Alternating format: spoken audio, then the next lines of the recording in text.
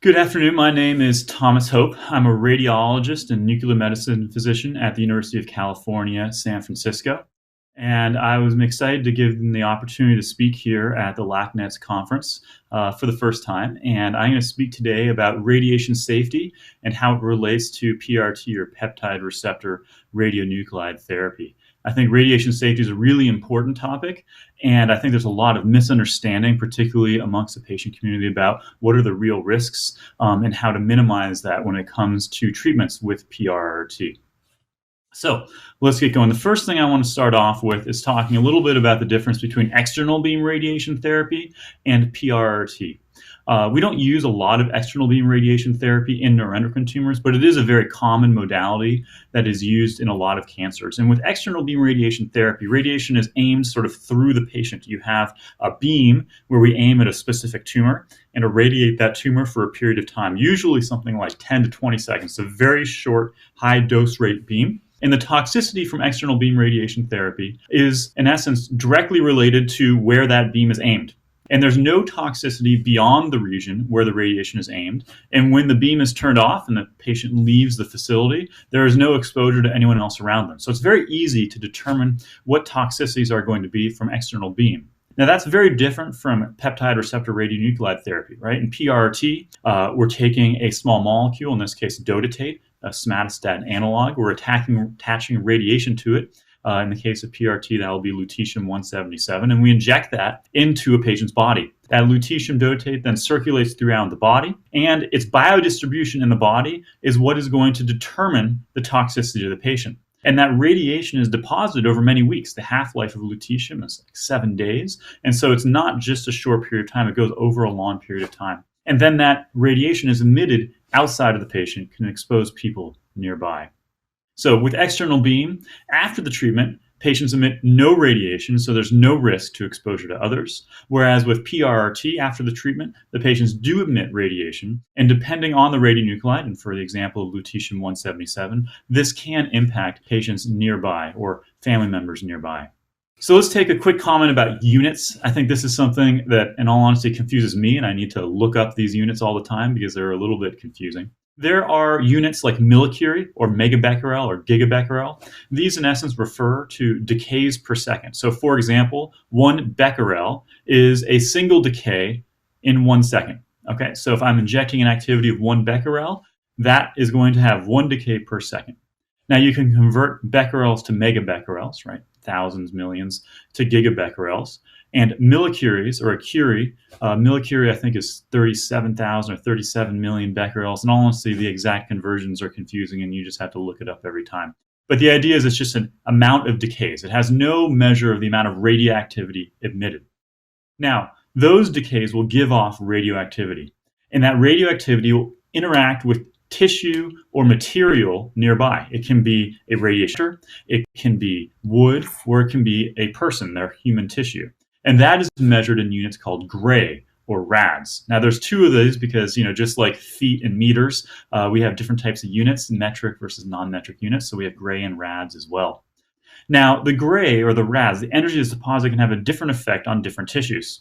And we take into account tissue-specific sensitivities to radiation to create units like rem or millisieverts.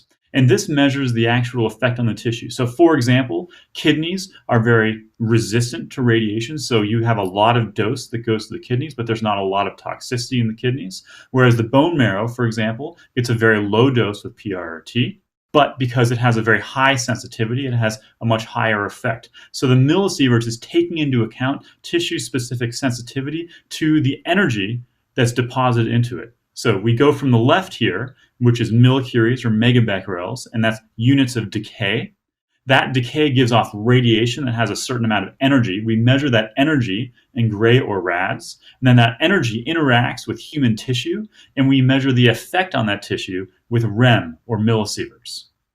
Now let's take a step back and talk for a second about Lutetium-177. So with PRRT, we are labeling a somatostatin analog or dotatate with Lutetium-177. This is a radiometal, and it decays by giving off radioactivity.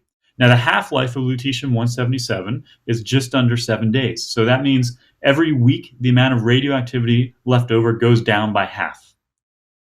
Now, the most important form of decay of lutetium-177 is an electron, a beta particle. We call it beta decay. This electron travels about a millimeter in soft tissue. About 90% of the radioactivity emitted from lutetium is in the form of a beta particle. And this beta particle is what kills the tumor and also causes patient-specific toxicity. So bone marrow injury, kidney injury, things like that is what's caused by this beta particle. And as you can see, there's different energies of beta particles that are emitted, and that's probably not important. The important thing is that this beta particle it doesn't leave the patient. In essence, because it only travels a millimeter or so, it's fully contained within the patient. Now, lutetium also decays by giving off gamma particles or photons. This gamma decay, which is about 17% of the decay of lutetium, and I know those don't add up to 100, but that's because sometimes when you have a decay with an electron, it will also give off a gamma particle, so don't worry too much about that. Gamma particles or photons are very different from electrons. Instead of only traveling a millimeter, they will exit the patient and interact with tissue or materials around the room. Okay, we can image this and measure that radioactivity, and it's what causes exposure to family members and people around the patient. Okay, so remember, two types of decay with lutetium-177. One type is beta particles or the electron. That's causing the injury to tissue and causing treatment of the tumors. The other side is photons or gamma particles. This we can use for imaging. It's not used for therapy and can deposit dose into patients or family members surrounding the patient.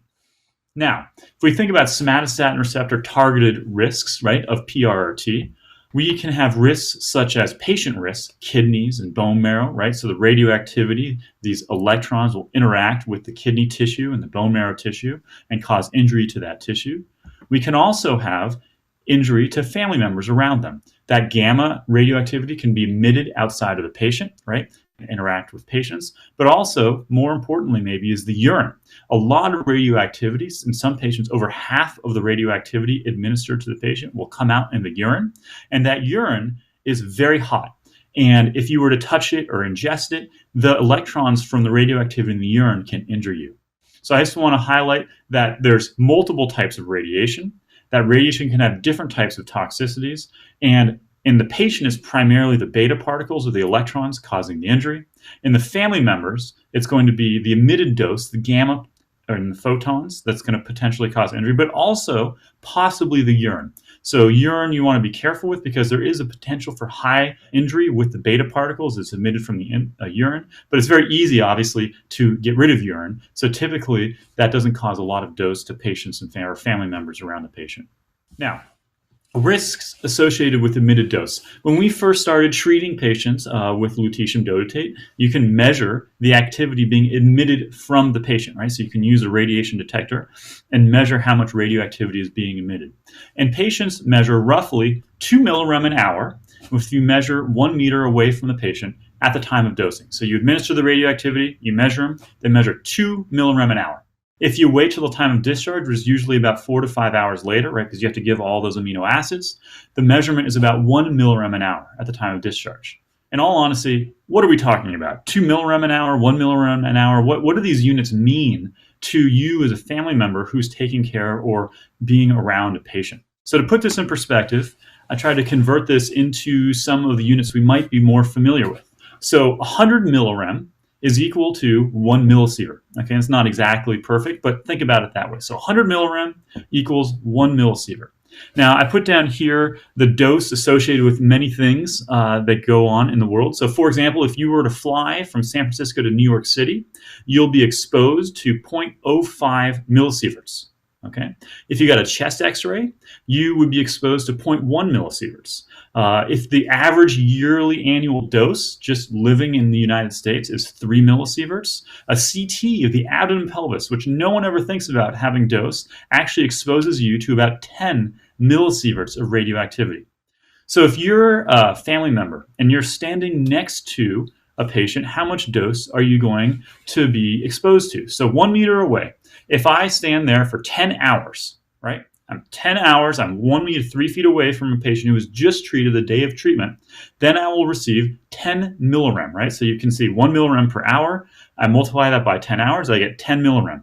10 millirem is equal to, in essence, 0.1 millisieverts. So that's equivalent to a chest x-ray. So the dose you would get as a family member standing 3 feet away from a patient who was just treated the day of is equivalent to a chest x-ray. 5 hours is equivalent to the dose from flying to New York. So overall, the point I want to get across, and hopefully this is not getting across the point in the opposite ways, it's actually not a lot of dose, right? Most of us don't stand 3 feet away from a patient for 10 hours straight. And if you did, the dose that you would receive is equivalent to about a chest x-ray. So it's not a super high dose that we're talking about, okay? So I just wanted to put into perspective the dose. Now, as patients urinate and pee out that radioactivity, the dose that's being exposed from that patient will go down over time. The amount of gamma rays being emitted goes down, and so the next day, it's even less, right? And as the radioactivity decays and gets excreted in the urine, less and less radioactivity is being emitted from the patient. Now, one thing I think is really important to take in mind is that age is really important in terms of people who are being exposed to radioactivity. So this is some data, and all of this data is not perfect, but if we were to think about the risk of cancer from being exposed to 1,000 millisieverts, okay, a very high dose, much higher than we're talking about, right? So I said 0.1 millisieverts was standing next to a patient for 10 hours. This is 10,000 times more dose, okay? So the rates of lifetime risk of radiation-induced cancer here is obviously a real number, and we don't want anyone to be near these numbers, but what we're talking about from exposure here is much, much lower. But if you look at the age at time of exposure, you can see that when you're young, maybe 10 years, 5 years old, the risk of lifetime radiation-induced cancers is something like 14% from 1,000 millisieverts, a huge dose, right? We're not talking about that again. Now, as the person receiving this energy gets older, when you get down to 40 or so, it sort of plateaus and then goes down even further. Usually I think about when you're 40 to 50, these doses start to become less and less important. So, once you become my age, I care less. But if you have young children at home, these are people you want to be extra cautious about. And I'm over cautious when it comes to recommendations for kids. Obviously, I have young children and I would want to be over cautious with them as well. But just want to point out that age is a really important thing in terms of a radiation risk from the exposure from the gamma photons. Okay, again, 1,000 millisieverts is very high. We're nowhere near this number. Okay, now in radiology, we have this principle called Alara, and it stands for as low as reasonably achievable. And what this means is that in radiology, we actually don't really know the impact of these low doses of radiation. It's nearly impossible to measure whether or not there actually is an increased rate of cancer when you're having such low exposures. When I'm talking about 0.1 millisieverts, it's very, very low, and it's very hard to tell and measure that to see if it actually impacts a patient's or family member's lifetime risk of cancer. But nonetheless, we believe that it's not helpful, and so we want to minimize as much as possible, as reasonably achievable, the dose patients and family members receive. So there's a lot of caution in the way that we make recommendations to patients and their family members. So in terms of minimizing radiation exposure, I'll go through 3 or so criteria that you want to think about. So first, right, we're going to inject that radioactivity, and the radiation is going to come out in gamma rays. It's going to be, in essence, emitted all around a patient who is just treated with lutetium dotatate. First is time, okay? If you want to minimize radiation exposure to people around you, you minimize the time that those people are exposed to you, okay? So that can be being in a different room, that can be using a different restroom, that can be spending time by yourself if you want to minimize exposure to those around you. The second is distance, okay? Now, if you double the distance, you in essence have the radioactivity, right? So the dose decreases by the square of the distance. And this is actually the easiest way to minimize dose. So remember when I said we measure 1 meter away and it's about 1 millirem an hour at time of discharge? If you double that dose, you're going to have the amount of radioactivity that device is going to measure. So if you want to minimize exposure, you just move further away. And if you get more than 6 feet away from someone, the dose in essence gets so low, it's not relevant anymore. So 6 feet away, very safe, stay safe. Now in the world, if you're rarely closer than 6 feet to someone because of COVID, we're used to measuring 6 feet in our minds now. So 6 feet away, very safe and a good way to minimize exposure to those around you. The last one is shielding. This is what we talk about in hospitals a lot. As you'll see, if you come in to get treatments, there'll be what we call an L block, which is a lead shield to prevent exposure to the technologists. And all of those things are done is because our nuclear medicine technologists are handling these radioactivities frequently. And because of the frequency, they really need to minimize exposure to themselves so that they don't cause injury to themselves. In the patient setting, shielding is not as important. You're not going to use a lead shield at your house or something to minimize exposure. These are the recommendations that we came up with now 2 years ago in our Lutetium dotatate guidelines. So the first one here is sleep. We recommend sleeping in a separate bed and avoid intimate contact, and particularly for infants, children, or a pregnant partner, that should be extended. Sometimes I'm less strict with the sleep portion. What I mean by that is if you're in a king bed and you are over 3 feet away, the dose is pretty low, and also depends on your partner's age. If you're, retirement age, this type of exposure of one extra chest X-ray for a couple nights is probably not going to be clinically relevant to you or your partner. But sleeping is one way, because that is a long period of time where you could potentially be close together, right? So if you are very close together in bed for 10 hours, that's going to be a much different exposure than if you sleep on the opposite sides of the bed for 10 hours. So again, taking into mind distance is really important. The second one is urination. We recommend, and this is particularly important for men, to sit down while you urinate and flush the toilet twice with the lid closed after each use. Okay, you want to make sure that you clean off urine, get it into the toilet, and that is because the urine can have beta particle exposure. The electrons are in that urine and can expose people who sit back down in the toilet. So for 3 days, you want to urinate sitting down, double flush, get the urine down the toilet. And then in general recommendations, for 3 days, we also recommend trying not to get closer than 3 feet for more than 1 hour with people around you, trying to maintain that distance of 6 feet, minimizing public transportation or public facilities if you can, and then return to work after 3 days. Usually that's because patients can feel tired after treatment, but you just want to be careful and minimize exposure to those around you. So, take-home points from this talk. First, radiation exposure from external beam radiation therapy and targeted radionuclide therapies, or PRRT, are very different.